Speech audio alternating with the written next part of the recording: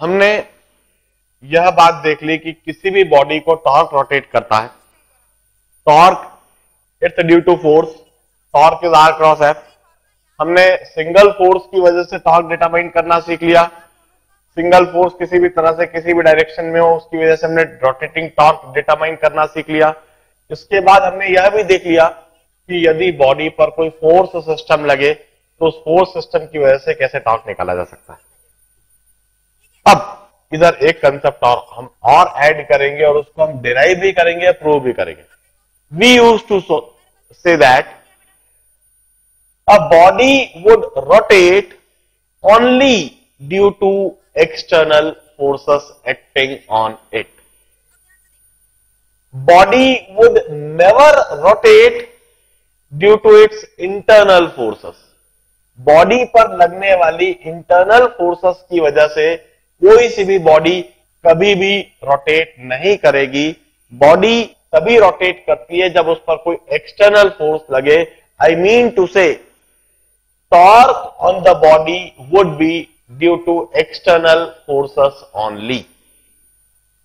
किसी भी बॉडी पर टॉर्क इंटरनल फोर्सेस की वजह से नहीं होता है। हम कहते हैं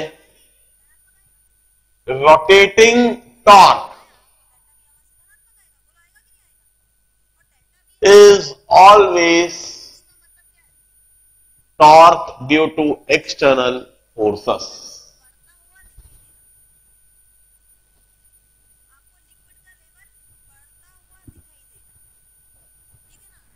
दिस इज अ बॉडी, यह बॉडी है जो रोटेट कर सकती है। इस तरह से यह बॉडी रोटेट कर सकती है। अभी यह बॉडी स्टेशनरी है। इस बॉडी में किसी भी पार्टिकल पर ढेर सारी इंटरनल फोर्सेस लग रही है, मगर उस इंटरनल फोर्स की वजह से यह बॉडी कभी भी रोटेट नहीं करेगी। यदि आपको इस बॉडी को रोटेट करना है तो इस पर एक्सटर्नल फोर्स इस तरह से लगाना जरूरी है। जब आप एक्सटर्नल फोर्स लगाओगे इस तरह से तभी यह बॉडी रोटेट करेगी। हम इसी बात को प्रूव करने की कोशिश करेंगे मैथमेटिकली। फिजिकली हम अच्छी तरह से इस बात को जानते हैं और अप्लाई भी करेंगे, मगर इस बात को मैथमेटिकली प्रूव करेंगे। बड़ा सा प्रूफ, एक बड़ा सा डेरिवेशन लिख रहा हूं, बड़े ध्यान से समझना। इस डेरिवेशन को समझते समय it's not only rotational, it's not only torque that you are learning, but you would be learning various aspects of vector mathematics as well as physics. आप कई सारी चीजें देखेंगे। देखिए,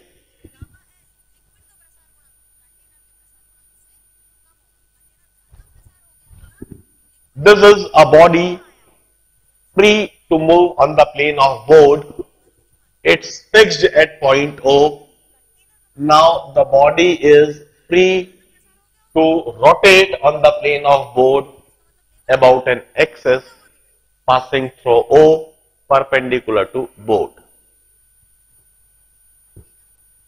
इस बॉडी पर मैं यह कोई रैंडम पार्टिकल ith पार्टिकल ले लेता हूं। Imagine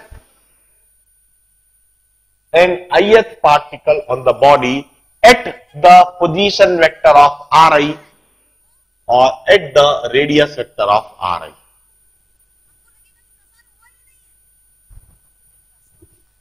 Ri is radius vector of ith particle.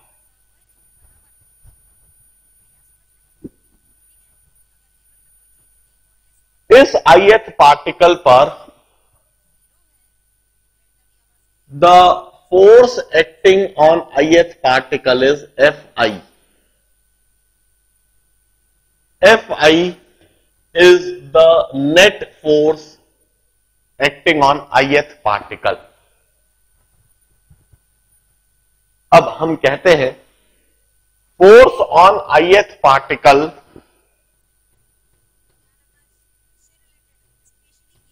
would be, there would be some external force on ith particle as well as there would be some internal force on ith particle. Force on ith particle is equal to external force plus internal force. Fi external is external force acting on ith particle. Fi internal, Fi int is internal force acting on ith particle. अब ये internal force का क्या मतलब है? यदि इस body पर n particles है, यदि इस बॉडी पर n पार्टिकल्स है, तो इस ith पार्टिकल पर बाकी सभी n-1 पार्टिकल फोर्स एक्सर्ट करेंगे. ith पार्टिकल पर बाकी सभी n-1 पार्टिकल की वजह से जो फोर्स है, that would be called internal force. क्योंकि वहां सभी n-1 पार्टिकल इस बॉडी का ही हिस्सा है जो बॉडी रोटेट कर रही है. जो सिस्टम हमने लिया है उसी सिस्टम के पार्ट है. उनके बीच में आपस में जो भी कुछ फोर्स लगता है वह इंटरनल फोर्स कहलाएगा. और हम कहते हैं बॉडी पर हर एक पार्टिकल पर हर दूसरे पार्टिकल की वजह से कुछ ना कुछ फोर्स होता है. अब खास बात, बॉडी दो तरह की हो सकती है. या तो बॉडी रिजिड होगी या बॉडी नॉन रिजिड होगी. यदि बॉडी रिजिड है, now what do you mean by rigid body? Rigid body means जिसमें किसी भी पार्टिकल का दूसरे पार्टिकल के रेस्पेक्ट में कोई रिलेटिव मोशन नहीं होता. There is no relative motion of any ith particle with respect to any other particle. ऐसी बॉडी को हम रिजिड बॉडी कहेंगे. और नॉन रिजिड बॉडी मतलब क्या? Non rigid body means where we may observe relative motion of any ith particle with respect to other particles of the body. ऐसी body को हम नॉन रिजिड कहेंगे. हम कहते हैं यदि यह बॉडी रिजिड हुई, यदि यह बॉडी रिजिड हुई तो ith पार्टिकल का बाकी सभी पार्टिकल के रेस्पेक्ट में कोई रिलेटिव मोशन नहीं होगा. और in that case Fi internal would be zero. The net internal force would be zero. इसीलिए पार्टिकल बाकी सभी पार्टिकल के रेस्पेक्ट में रेस्ट पर. मगर यदि यह बॉडी नॉन रिजिड हुई, नॉन रिजिड बॉडी जैसे बॉटल के अंदर पानी भरा हुआ है और वो हमारा सिस्टम, बॉटल के अंदर भरा हुआ पानी, उस पानी में कोई सा भी मॉलिक्यूल कॉन्स्टेंटली मूवमेंट कर रहा है, रिलेटिव मोशन है, उसे हम रिजिड नहीं कह सकते. ऐसे सिस्टम के लिए किसी भी ith पार्टिकल पर इंटरनल फोर्सेस फाइनाइट हो सकता है. अभी जो मैं डेरिवेशन कर रहा हूं, that derivation hold for rigid as well as non rigid body. मैं इसे जीरो नहीं करूंगा. रिजिड बॉडी के लिए यह यहीं पर जीरो हो जाएगा, नॉन रिजिड बॉडी के लिए यह नॉन जीरो फाइनाइट वैल्यू होगी. This is force on ith particle. Force on ith particle would be equal to sum of external force acting on ith particle plus internal force acting on ith particle. अब internal force के बारे में एक बात और बताओ. इस ith particle पर बाकी सभी पार्टिकल फोर्स लगाएंगे, मगर यह पार्टिकल स्वयं अपने ऊपर कभी कोई फोर्स नहीं लगाएगा. मैं इस एक्सप्रेशन को एक और बार लिखता हूं. मैं इंटरनल फोर्स, एक्सटर्नल फोर्स तो ऐसा कैसे लिखा रहेगा, जो भी कुछ वैल्यू है, मैं Fi इंटरनल को डिफाइन करता हूं. Fi internal, the total internal force acting on any ith particle may be written as summation of Fij, where j goes from 1 to n, I not equal to j. Internal force may be written in this manner. Here Fij is force on ith particle due to jth particle. Fij means force on ith particle due to jth particle. इसका मतलब क्या हुआ भाई, ith particle पर particle 1 की वजह से force Fi1, particle 2 की वजह से फोर्स Fi2, पार्टिकल 3 की वजह से फोर्स Fi3। इस तरह से ith पार्टिकल पर सभी n पार्टिकल की वजह से फोर्स लगेगा Fi1 plus Fi2 plus Fi3 plus Fi4 and so on up to Fin। तो J goes from 1 to n। मगर इसमें एक टर्म नहीं होनी चाहिए, that is Fii। There would not be any force on ith particle due to ith particle itself. इसलिए मैंने इधर लिखा I not equal to J। I और J बराबर नहीं हो सकते, Fii नहीं हो सकता। In this manner I may write internal force acting on ith particle। ith particle पर लगने वाले इंटरनल फोर्स को हम इस तरीके से लिख सकते हैं। बड़े ध्यान से लिखने के तरीके को देखो। Summation of Fij where J goes from 1 to n and I not equal to J। मैं कहना चाहता हूं रिजिड बॉडी के लिए यह टर्म 0 हो जाएगी, नॉन रिजिड बॉडी के लिए यह टर्म नॉन जीरो होगी, फाइनाइट वैल्यू होगी। अभी जो हम डिस्कस कर रहे हैं वह किसी भी रैंडम बॉडी के लिए कर रहे हैं, चाहे वह रिजिड हो चाहे वह नॉन रिजिड हो, इसलिए मैं इसे नॉन जीरो फाइनाइट वैल्यू ही रख के चलूंगा। अब as I told you, torque on the body due to force on ith particle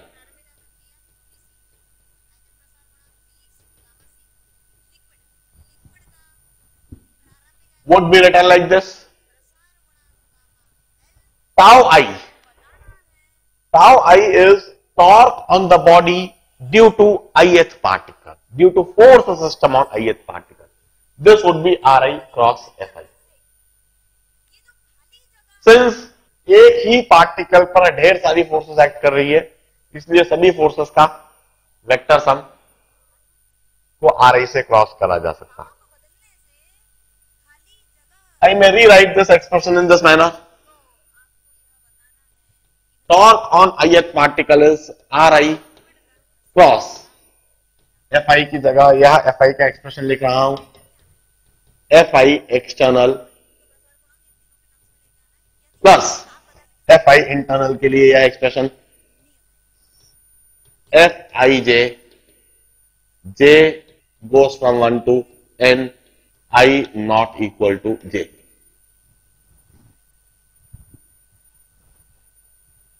This is torque on the body due to force system on ith particle. Cross product is distributive, and since cross product is distributive, मैं इसको distribute करने वाला हूं, Ri cross Fi extern करूंगा और Ri cross this summation. Torque on the body due to force system on ith particle is Ri cross Fi external plus Ri cross summation of Fij, where J goes from 1 to n, I not equal to J.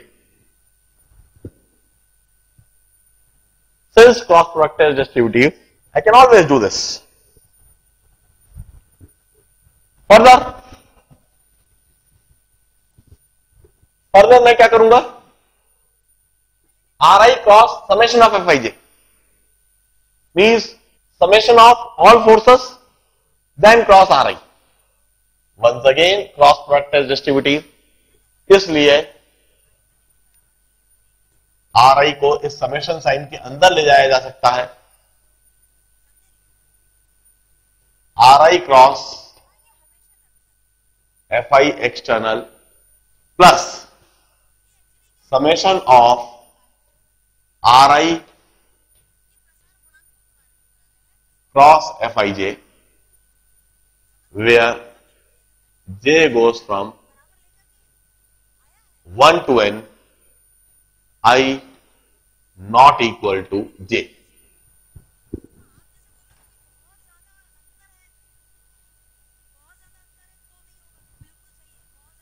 I may rewrite the expression in this form.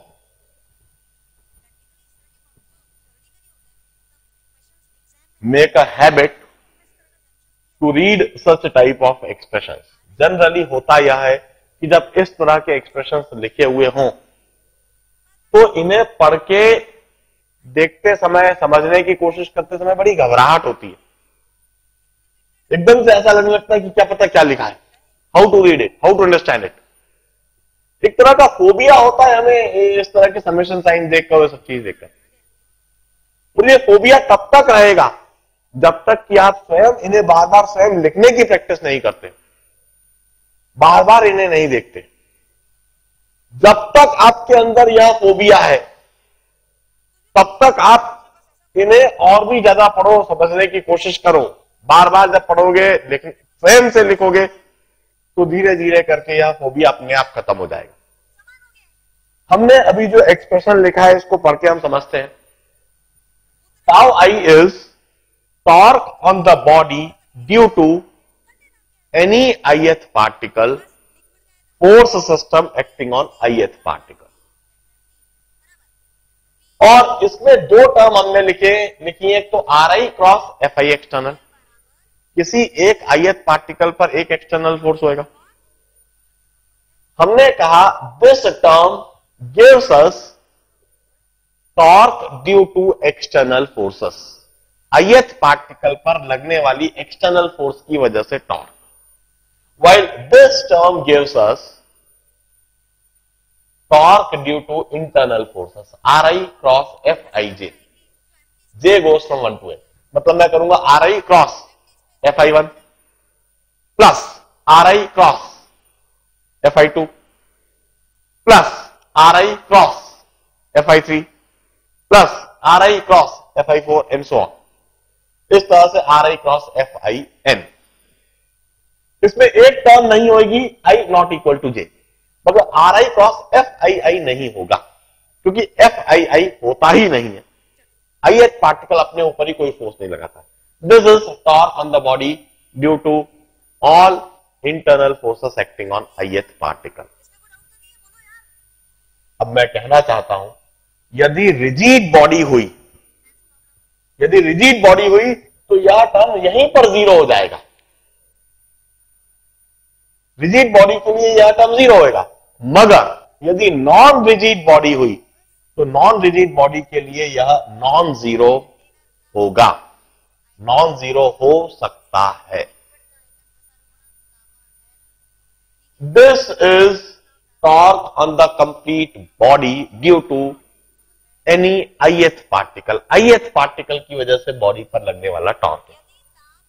मगर वहां पर क्या सिर्फ ith particle ही है? क्या सिर्फ ith particle पर ही force लग रहा है? क्या सिर्फ ith पार्टिकल की वजह से ही टॉर्क होगा? नहीं, वहां पर तो n पार्टिकल्स है। इन सभी n पार्टिकल्स पर फोर्स सिस्टम लग रहा है, इन सभी n पार्टिकल्स की वजह से टॉर्क होगा। हम कहते हैं torque on the body would be τ1 plus τ2 plus τ3 and so on up to τn। ये तो हमने अभी सिर्फ ith पार्टिकल पर टॉर्क निकाला है। इस तरह से हम हर एक पार्टिकल पर, फर्स्ट पार्टिकल पर टॉर्क निकालेंगे, सेकेंड पार्टिकल पर टॉर्क निकालेंगे, थर्ड पार्टिकल पर टॉर्क निकालेंगे, और इस तरह से n पार्टिकल्स पर टॉर्क निकालेंगे। और उन सभी टॉर्क को यदि हम ऐड करें वह नेट टॉर्क होगा।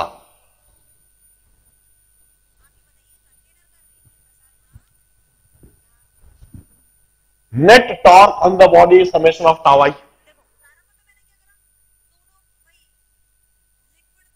where I goes from 1 to n. This would be the net torque on body. मैं इस कंसेप्ट को इधर लिखता हूं, net torque on body is summation of, यह पूरा एक्सप्रेशन लिख रहा हूं, RI cross F i external plus summation of j goes from 1 to n ri cross fij I not equal to j.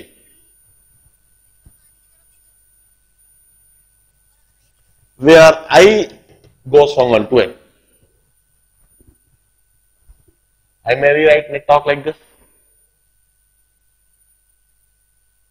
अब मैं इस समेशन साइन को दोनों में डिवाइड कर देता हूं, अंदर ले जाता हूं. I may rewrite torque on the body is summation of r i cross F i external.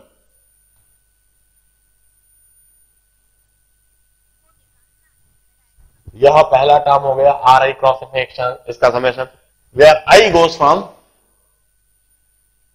1 to n plus, अब इस समेशन को इसके साथ जोड़ रहा हूं, summation of r i cross F i j. Here i goes from 1 to n, j goes from 1 to n and I not equal to j.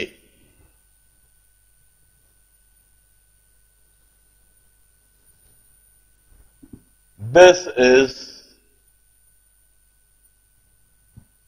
the net torque acting on the body.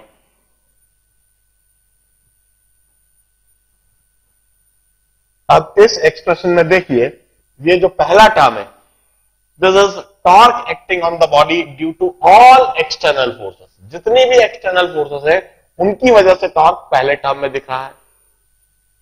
और यह जो expression है, this is net torque, जो दूसरा expression है, i goes from 1 to n, j goes from 1 to n, I not equal to j, ri cross fij. This is net torque on the body due to all internal forces.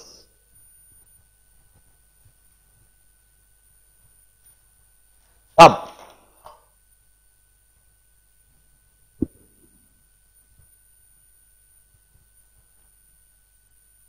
बड़े ध्यान से समझना इधर से, यहां तक तो जो मैंने पहले समझाया था उसी को अप्लाई कराएं. अब जो बात बता रहा हूं उसको बड़े ध्यान से सुनना. ये जो पहला टर्म है, i goes from 1 to n r i cross F i external, इसमें कुल मिला के कितनी टर्म्स हो सकती है? हम कहेंगे इसमें कुल मिला के मैक्सिमम n टर्म्स होंगी. Here n terms would be there, maximum. In fact मैं मैक्सिमम शब्द इसलिए कहूं क्योंकि इससे कम भी हो सकती है. किसी ith पार्टिकल पर कोई एक्सटर्नल फोर्स नहीं लग रहा है. मैक्सिमम n पार्टिकल से वहां पर n पार्टिकल पर मैक्सिमम n एक्सटर्नल फोर्स लगेंगी. तो इधर मैं कहूंगा max n terms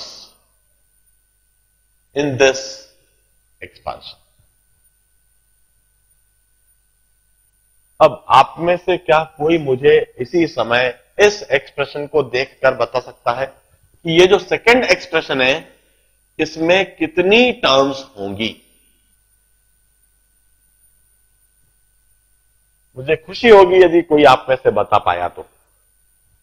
I goes from 1 to n, j goes from 1 to n, I not equal to j. और फिर अंदर देखिए r i cross F i j. अब आप मुझे सोच समझकर बताइए कि इस जो सेकेंड टर्म हमने लिखी है इसमें कुल मिला के कितनी टर्म्स बनेगी? हाँ, that's correct answer, perfect answer, बिल्कुल सही कहा. इनफैक्ट इसमें n इंटू n माइनस 1 और n square minus n terms होंगी.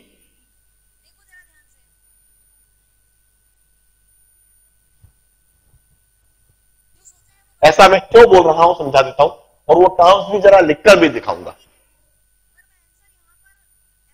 I goes from 1 to n, तो आई की n पॉसिबल वैल्यू से 1 2 3 4 से लेकर n तक, आई की n वैल्यू से। अब हर एक आई की वैल्यू के लिए, किसी भी आई की वैल्यू के लिए जे की कितनी पॉसिबल वैल्यू से, जे की पॉसिबल वैल्यू से 1 से n, मगर उसमें एक वैल्यू इग्नोर करनी होगी जब आई और जे बराबर हो जाए। For each value of I we have got n-1 possible values of j.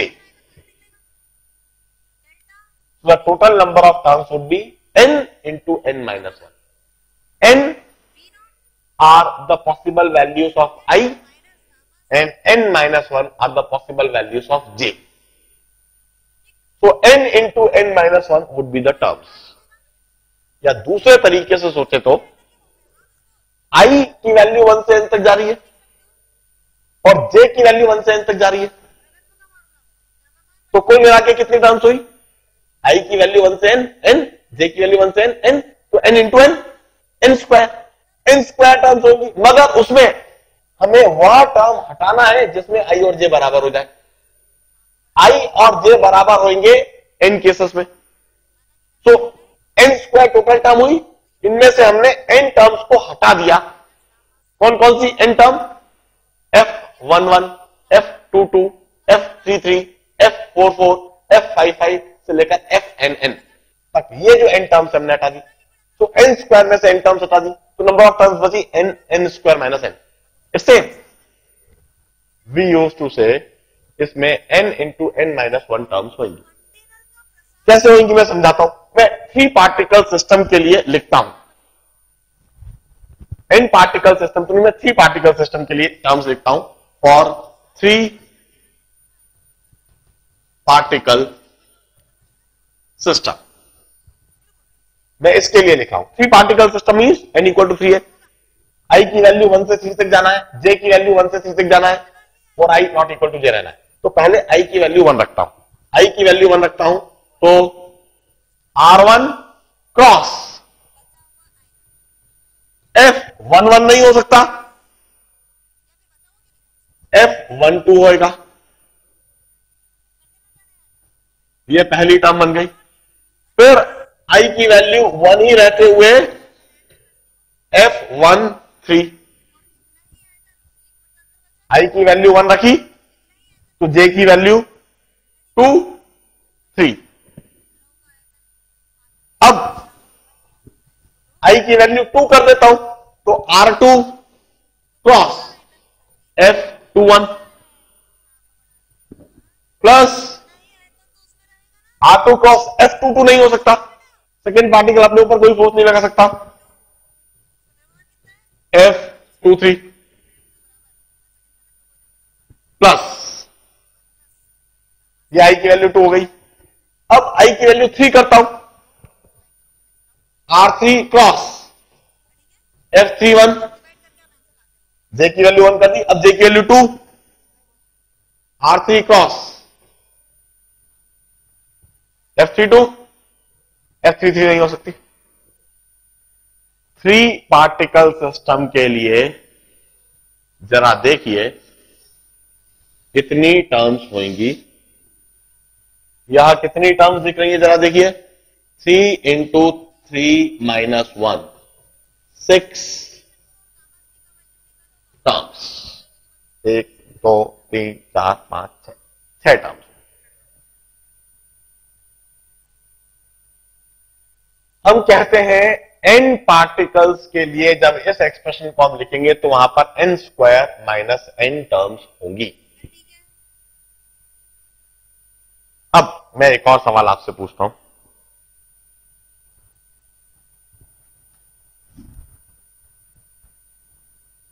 n into n-1 is always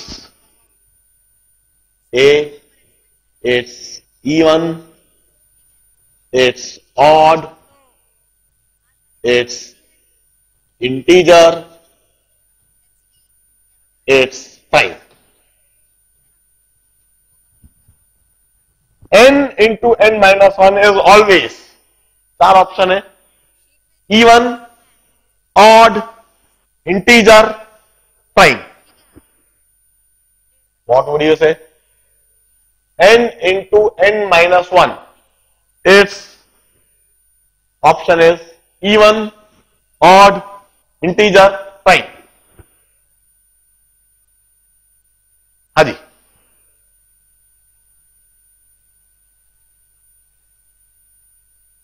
what would you say? The answer? Even. गलत.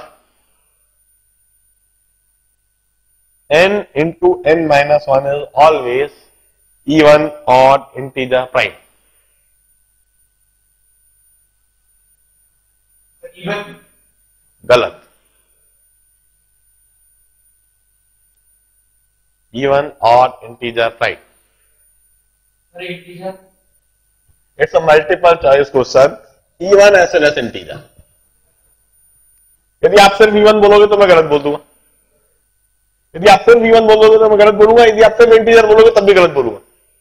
मैं सही तभी कहूंगा जो आप दोनों को आइडेंटिफाई करके दोनों को एक साथ बोलोगे. It's even as well as integer, both a and C.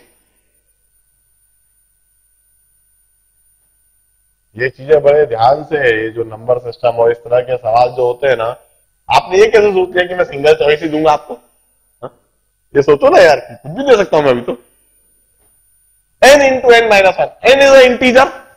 n integer है. We have got integral number of particles. यदि n even हुआ तो ये टर्म इवन होना ही है. और n यदि ऑड भी हुआ तो n minus 1 इवन हो जाएगा. In that case n into n minus 1, ये जो नंबर ऑफ टर्म्स है हमेशा इवन ही होना है और साथ में इंटीजर भी होना है. It would never be odd, it would never be prime. ये कभी ऑड नहीं हो सकता, कभी प्राइम नहीं हो सकता. ये हमेशा इवन होना है और इंटीजर होना है. अब यदि यह इवन है तो आप देखिए वहां पर n into n minus 1 upon 2 pairs बनेंगे. किस तरह के पेयर्स बनेंगे जरा ध्यान से देखिए.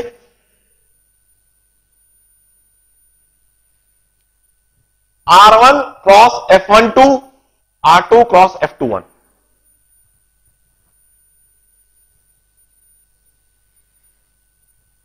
R2 cross F23, R3 cross F32.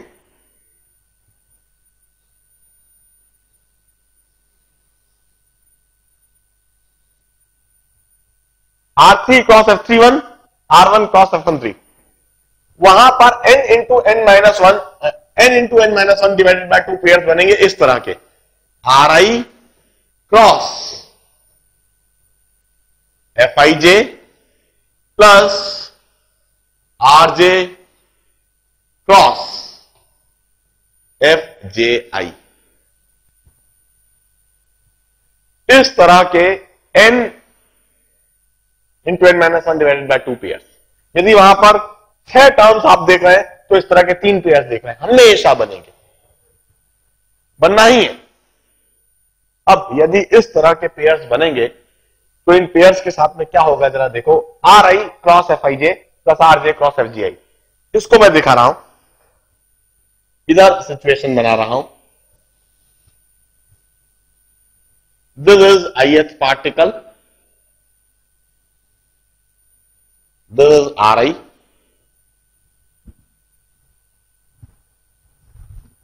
और इधर jth पार्टिकल है.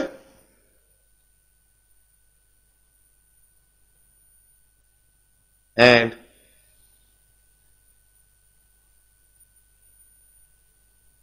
this is Rj.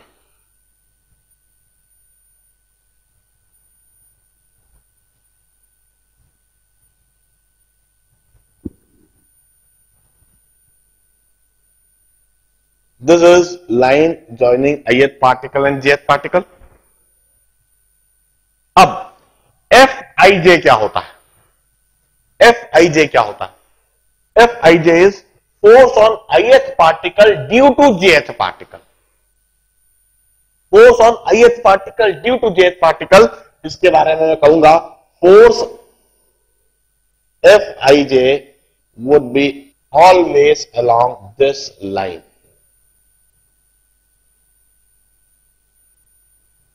Joining ith particle and jth particle. हमेशा इस लाइन के अलॉन्ग होगा। अब एफ जे आई क्या होता है?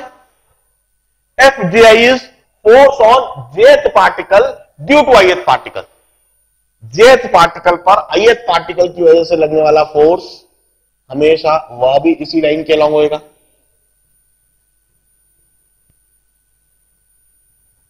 और एक खास बात, according to Newton's third law, to every action equal and opposite reaction.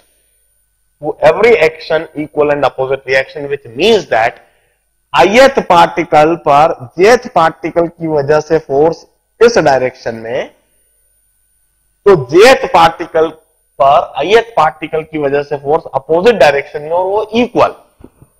It simply means Fij is always minus of Fji.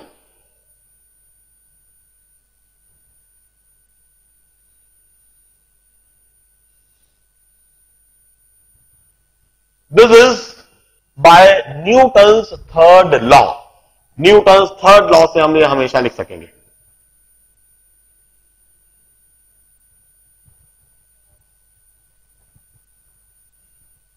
यह इक्वल एंड अपोजिट फोर्स होते हैं। यदि यह इक्वल एंड अपोजिट फोर्स होते हैं तो यही काम मैं इधर करता हूं। देखिए, r i cross F i j, और एफ जे आई की जगह मैं minus of F i j लिखूंगा, minus r j cross F i j.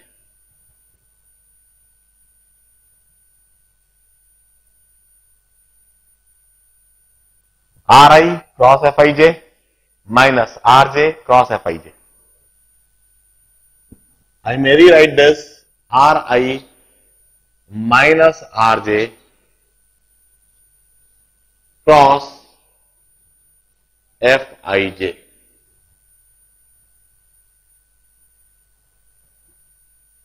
Do you know what is Ri minus Rj? Ri is position vector of ith particle. Rj is position vector of jth particle. Ri minus Rj is position vector of ith particle with respect to jth particle into Fij.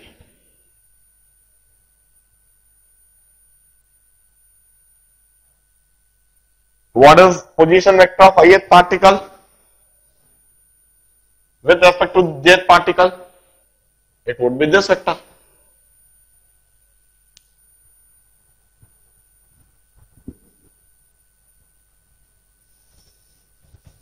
I will say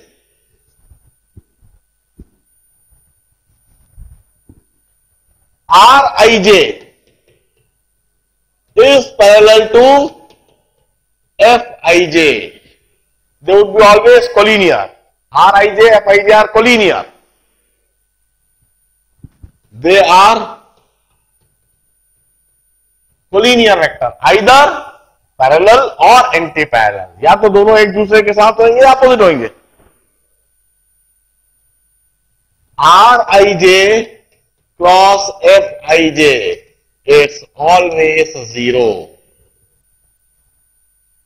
I mean to say each such pair would become 0. इस तरह का एक एक pair एक दूसरे के torque को cancel कर देगा, खत्म कर देगा।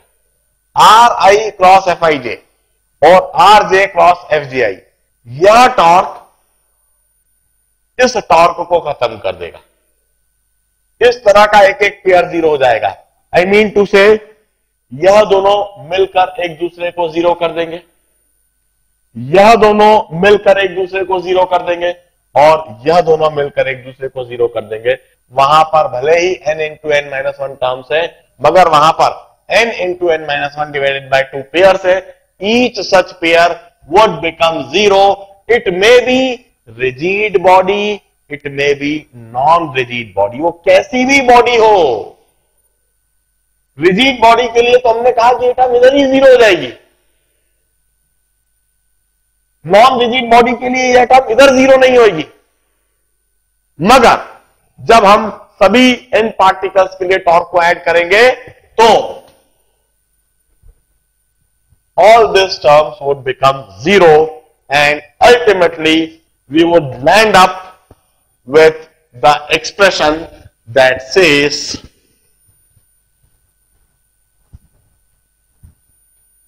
tau is equal to summation of Ri cross Fi external.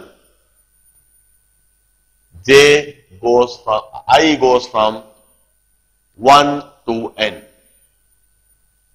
यह पूरी टर्म जीरो हो गई और हमारे पास अल्टीमेटली यही एक टर्म बची रही, tau is equal to summation of Ri cross Fi external, where I goes from 1 to n, means tau is summation of tau I external, or tau is due to external forces only.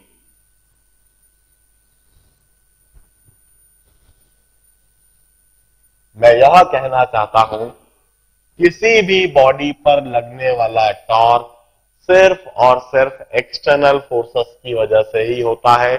Body पर internal forces की वजह से कोई torque नहीं होता है। वह body चाहे रिजिड बॉडी हो, चाहे वह बॉडी नॉन रिजिड बॉडी हो, किसी भी तरह की बॉडी पर सिर्फ एक्सटर्नल फोर्सेस को ही देखें और उन्हीं की वजह से टॉर्क डिटरमाइन करें। एन इंपॉर्टेंट कंसेप्ट, हम प्रॉब्लम्स में इसको हेवीली लगाएंगे। कई जगह पर हम इंटरनल फोर्सेस को देखेंगे और कहेंगे कि इसकी वजह से कोई टॉर्क नहीं।